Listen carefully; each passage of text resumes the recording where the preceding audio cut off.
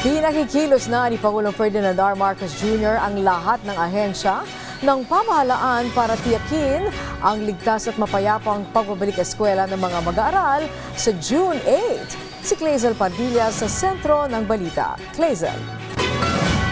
Angelique, inatasan ni Pangulong Ferdinand R. Marcos Jr. mga ahensya ng gobyerno na siguruhin ang maayos na pagbabalik eskwela sa darating na pasukan.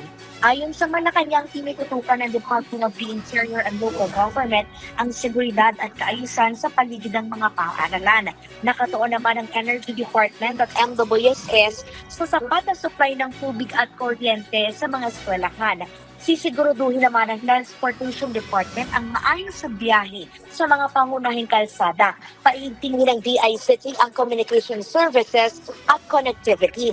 24/7 ang monitoring ng National Disaster Risk Reduction Council sa anumang banta ng sakuna, habang patuloy naman ang maintenance ng Department of Public Works and Highways sa mga infrastruktura.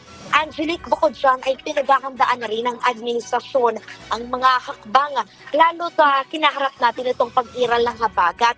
Patuloy na yung ginagawang paglilinis ng MMDA sa mga estero para maiwasan yung mga labis na pagbaha. Nanawagan naman ang palasyo na makaisa sa paglilinis para maiwasan yung matinding epekto ng pag-ulan.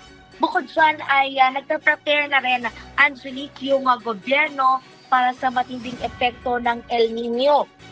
Pinareactivate na ni Pangulong Marcos ang National El Nino Team ng Department of Agriculture na tututok dun sa matinding epekto ng tagtuyot.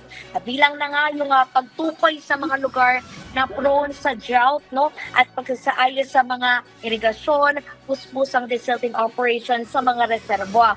Hihigpitan din yung disease surveillance ng Health Department sa mga sakit at nagpapapreposesyonan ng mga gamot sa iba't ibang rehiyon. Yan na muna ang pinakahuling balita.